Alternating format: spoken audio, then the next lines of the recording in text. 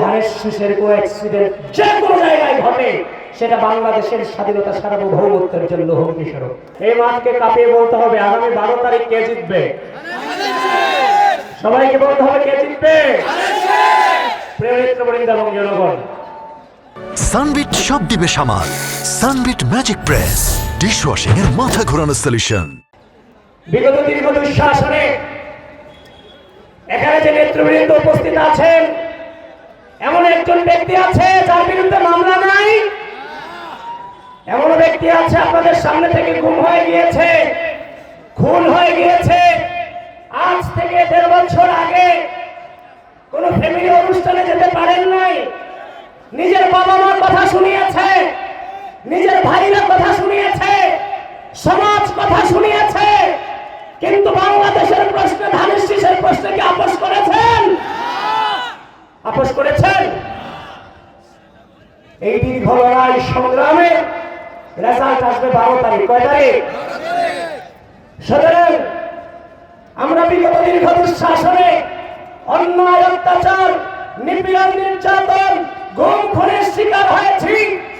এই বাংলাদেশের স্বাধীনতা সার্বভৌমত্ব নিজের বুক পেতে দিয়ে রক্ষা করেছি। সুতরাং বাংলাদেশের পরিবেশ, পরিস্থিতি এবং প্রকৃতি বলে আগামী 12 তারিখ এই ঢাকা 18 সংসদীয় আসনে ধানের শীষকে জিততে হবে।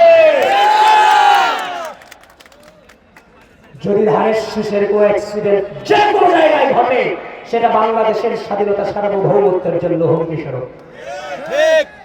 ধানের শীষ কি জনাব এসএম জাহাঙ্গীর ভাইয়ের মার্কা? এ ভাই, এটা কি ওনার মার্কা?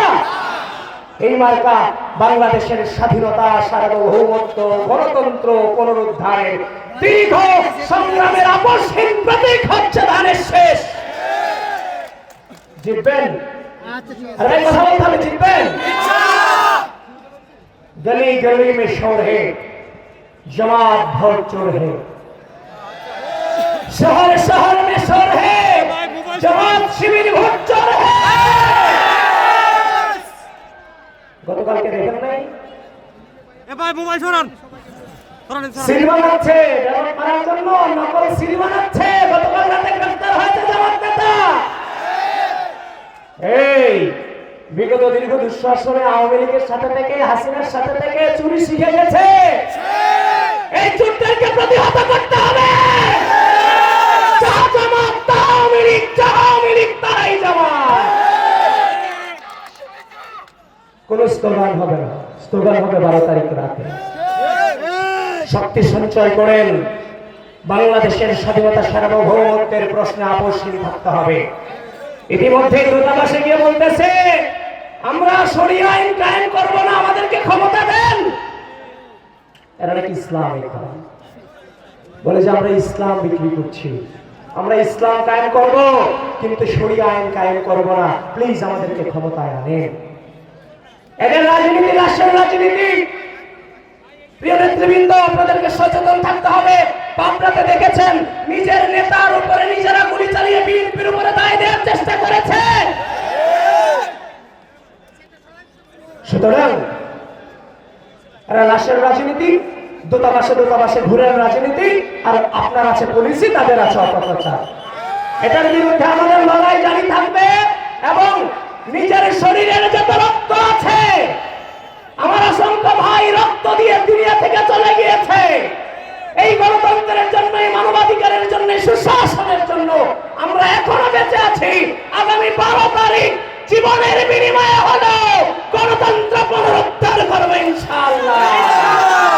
আপনাদের সকলকে ধন্যবাদ জানিয়ে আপনারা সকল ঐক্যবদ্ধ থাকবেন, আপনাদের কাছে অনুরোধ জানিয়ে যাই, জীবন যাবে কিন্তু ধানের শীষের বিকল্প কোনো মার্কা হতে পারে।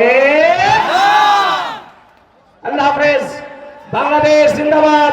শহীদ রাষ্ট্রপতি জিয়া রহমান অমর হোক, বেগম খালেদা জিয়া অমর হোক, আগামীর অবশ্যম্ভাবী রাষ্ট্রনায়ক জনাব তারেক রহমান জিন্দাবাদ। এই আসনের ধানের শীষের মনোনীত প্রার্থী জনাব এসএম জাহাঙ্গীর